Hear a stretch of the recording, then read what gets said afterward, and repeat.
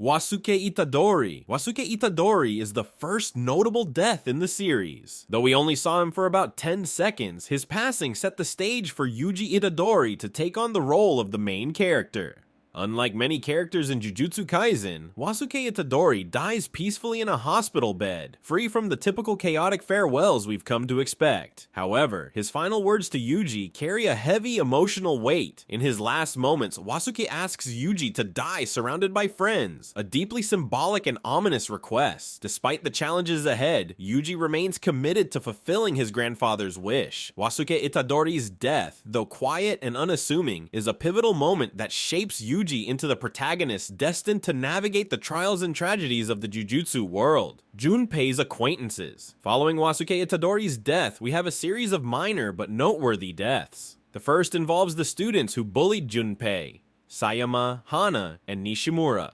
These three were killed by Mahito after they made noise during a movie. Their deaths also tied into Junpei's tragic fate, as he became a crucial link between the student and the cursed spirit world. Junpei's mother Nagi also met a heartbreaking end. Unlike conventional parents in the Jujutsu world, she trusted Junpei's choices and only wanted what was best for him. Nagi's death wasn't a result of Jujutsu conflicts, but a ploy by Mahito, who planted Sukuna's finger in Nagi's home to manipulate Junpei. Junpei, an ordinary high school student, became a curse user under Mahito's influence. Mahito saw him as a pawn to drive emotional turmoil, ultimately killing Nagi to push Junpei into a desperate situation. Yuji, who already knew Junpei, tried to save him and help him to join Jujutsu High School, but he was swiftly killed by Mahito, who transformed him into a transfigured human once more. This death was part of Mahito's scheme to speak with Sukuna and attempt to bind Yuji in a cursed vow, a plan that ultimately failed since Sukuna preferred to watch Yuji endure suffering and was beyond Mahito's manipulative reach. Junpei's demise served little purpose beyond highlighting the tragic futility of his potential and the dark nature of Mahito's twisted ambitions. Eso and Kechizu. After Junpei's death, the next notable deaths occur at the end of Season 1 with Eso and Kechizu, two of the death paintings. They are killed by Yuji and Nobara while attempting to retrieve one of Sukuna's fingers. In fact, Kechizu, the youngest of Choso and Eso, possessed the Rotten Decay abilities but was weaker.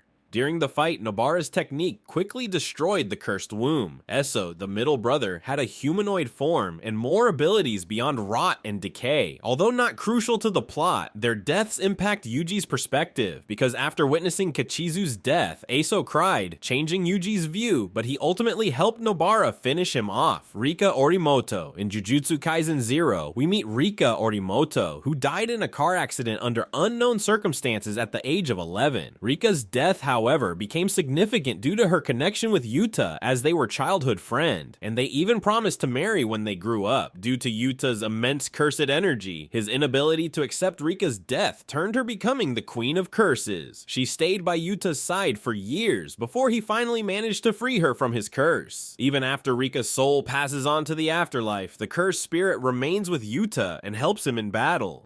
Geto Suguru. The creation of the Queen of Curses led to multiple deaths, but one stands out: the death of Geto Suguru. By the time of his death, Suguru Geto harbored the belief that sorcerers were superior to humans and aimed to create a world free of curses by eliminating humans unable to use Jujutsu. This plan reached its climax during Jujutsu Kaisen 0's Night Parade of 1,000 Demons, where Geto was defeated by Yuta Okatsu and his powerful cursed spirit, Rika. Geto managed to avoid dying initially, but attempted to flee the scene. In a poetic twist, his oldest friend, Satoru Gojo, delivered the final blow. Geto's corpse was later taken by Kenjaku, continuing his influence in later events. Riko and Misato. While discussing Gojo and Geto, it's worth mentioning hidden inventory where two major deaths occur. The first is Riko Amanai, who was killed by Toji Fushiguro as part of a contract with the Star Religious Group. They aimed to eliminate Riko, the Star Plasma Vessel, to push Tengen's evolution forward. Her death serves as a turning point for Gojo and Geto, reshaping their perspectives on Jujutsu and their roles within the world of sorcery. At the same time, Misato Kuroi, Riko's caretaker, also meets a tragic end at Toji's hands. She had been Riko's only family since Riko's parents died early on. Though Misato possessed some cursed awareness and decent skills, she was a non-combatant and couldn't protect Riko. Toji Fushiguro. The next major death in Jujutsu Kaisen is that of Toji Fushiguro, a former member of the Zenin clan ostracized for lacking cursed energy. Despite this, Toji possessed a heavenly restricted body that granted him superhuman abilities and heightened senses, making him one of the strongest characters in the series. Known as the Sorcerer Killer, Toji successfully assassinated Riko Amana, as we just mentioned, and inflicted fatal injuries on Gojo Satoru during their first battle. However, his overconfidence proved to be his downfall. Underestimating Gojo's resilience allowed the Sorcerer to awaken his reverse curse technique, turning the tide of battle. Gojo eventually killed Toji with the devastating Hollow Purple technique. Later, during the Shibuya incident, Toji was reincarnated using Ogami's Seance technique. After encountering his son, Megumi, Toji regained his sense of self and ended his own life by stabbing his skull. In his final moments, Toji found peace, proud of his son's growth.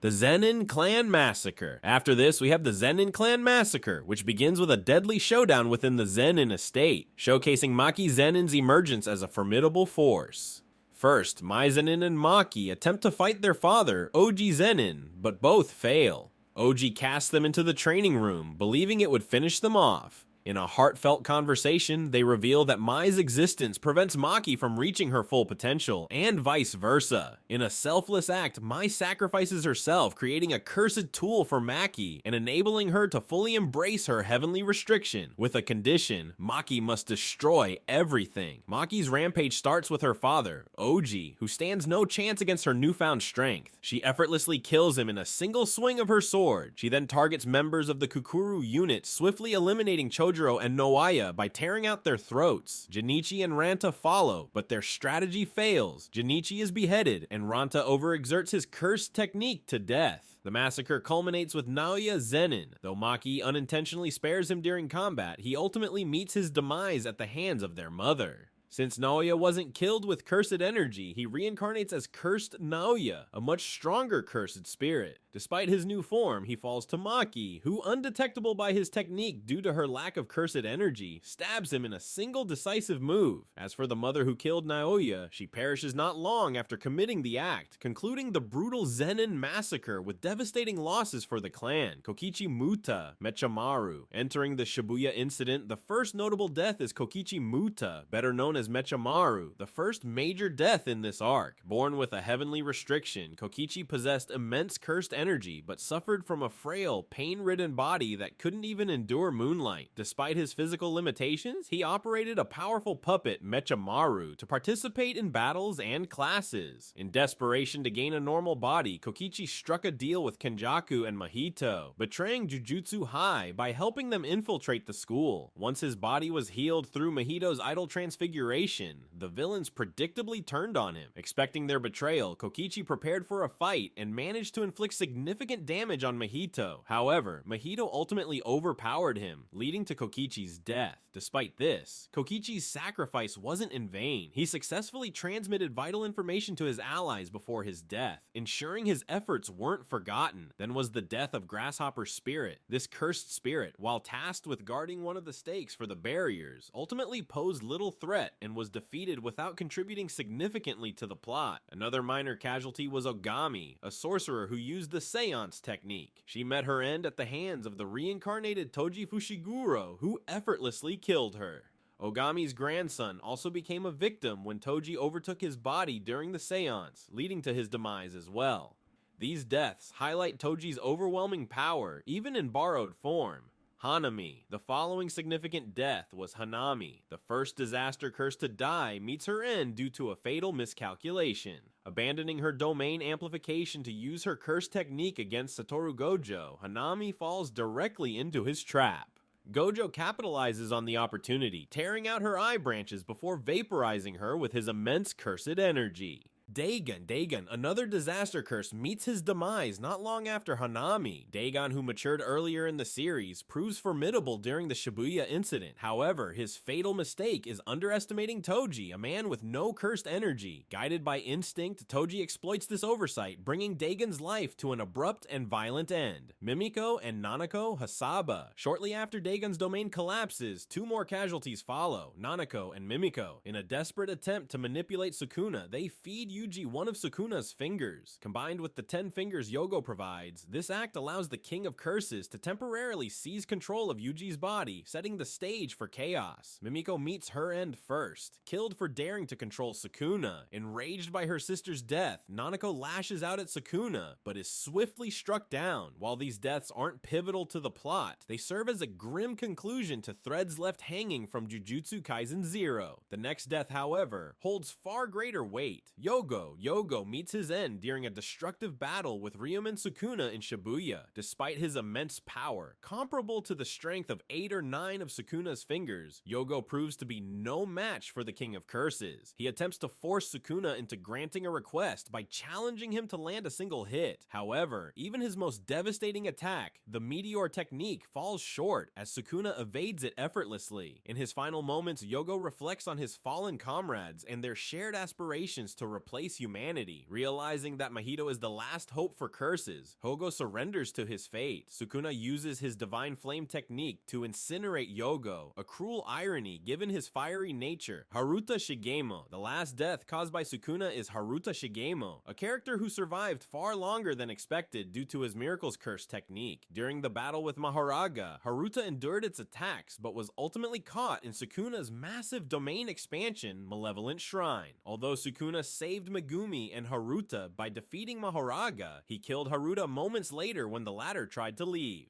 Nanami Kento's death remains one of the most heartbreaking moments in Jujutsu Kaisen, leaving fans shocked and devastated. After sustaining severe injuries in Dagon's domain expansion and being burned alive by Jogo, Nanami continues fighting, pushing through immense pain to protect others in Shibuya. Unfortunately, he encounters Mahito, a special grade curse with a personal vendetta. Mahito mercilessly disintegrates Nanami's torso, ending his life in front of Yuji Itadori, who arrives too late to save his mentor. Nanami's final moments are a blend of resignation and hope. Despite his grim fate, he reflects on a peaceful future, entrusting Yuji with the responsibility to shape it. His death is a testament to Mahito's cruelty and the stakes in the sorcerer's battle for survival. Though Nanami wasn't the strongest or most central figure, his tragic demise underscores the fragility of even the noblest fighters in the face of overwhelming darkness. Mahito. After committing countless atrocities, Mahito finally faced the consequences of his actions. Few character deaths in Jujutsu Kaisen are as satisfying as his. Mahito, a symbol of pure evil, took pleasure in tormenting others and killing beloved characters. Yuji and Aoitoto pushed Mahito into unlocking his most formidable form, the instant spirit body of distorted killing, but even Mahito couldn't withstand Yuji's relentless determination.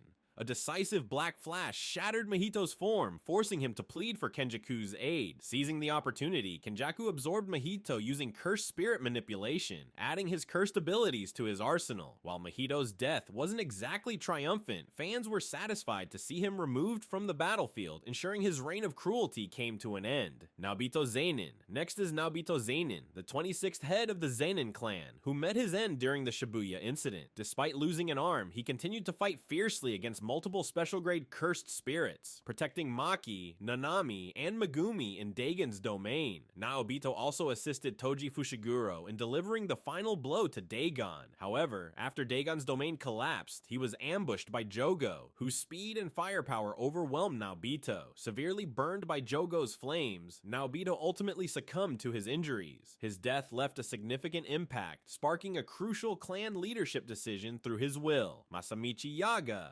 Yaga, the principal of Tokyo Jujutsu High, dies during the Shibuya incident after being framed for collaborating with Gojo. Jujutsu headquarters target him due to his ability to create autonomous cursed corpses, but can't act while Gojo supports him. After Gojo's sealing, Masamichi is threatened with execution and ultimately killed by Gakuganji. With his last breath, Masamichi places a curse of knowledge on Gakuganji, revealing the method to create sentient cursed corpses, a valuable and dangerous secret in the world of Jujutsu Kaisen. Other death in Culling games. Now, we talk about the Culling games. Chizuru and Reggie are the first major casualties in this game. Megumi Fushiguro brutally kills Chizuru after interfering with his mission. Reggie Star also meets his demise in a fierce battle against Megumi. Reggie, known for his contractual recreation technique, tries to recruit Megumi but betrays him instead. Megumi ultimately outsmarts Reggie using his domain expansion and strategic bluffing, securing a crucial victory. These deaths mark significant early losses in the Culling games, showcasing Megumi's growing skill and determination as a sorcerer. In the Tokyo No. 2 colony, a quick and brutal death occurs when Dhruv Lakdawala is swiftly taken out by Yuta Okatsu. The next casualty happens in Sendai with Kururishi. After an intense battle with Yuta, Kururishi seems to have the upper hand, injecting Yuta with insects and stabbing him with the festering life blade. However, it's a trap. Yuta uses reverse cursed energy to deliver a lethal kiss, instantly ending Kururishi's life. Kururishi had a backup plan, creating a second body to survive defeat. This backup attempted to destabilize the upcoming three-way domain battle, but ultimately failed. That's the end of Sendai's casualties, shifting attention to Tokyo No. 2. Here, Panda's siblings face a pseudo-death at Kashimo's hands. Their existence is ambiguous, but their deaths are emotionally impactful. The story then introduces Yuki Tsukumo, the first female special grade sorcerer, who dies after a brutal encounter with Kenjaku. Kenjaku's mini Uzumaki puncture Yuki's torso, and her desperate black hole attack is nullified by Kenjaku's anti-gravity technique. During the Culling games, the plan to save Tsumiki collapses as her body is overtaken by Yorozu, a reincarnated sorcerer. When a new sorcerer possesses a body, the original soul is entirely overwritten, leaving no trace behind. Sukuna's spree continues with Ryu Ishigori, who, caught in Sendai as Sukuna arrives, never lands a hit before being obliterated. Sukuna's goal is to force Megumi Fushiguro into deeper darkness, ensuring his dominance over Megumi's vessel. Their battle ends with Sukuna's triumph and Yorozu's death.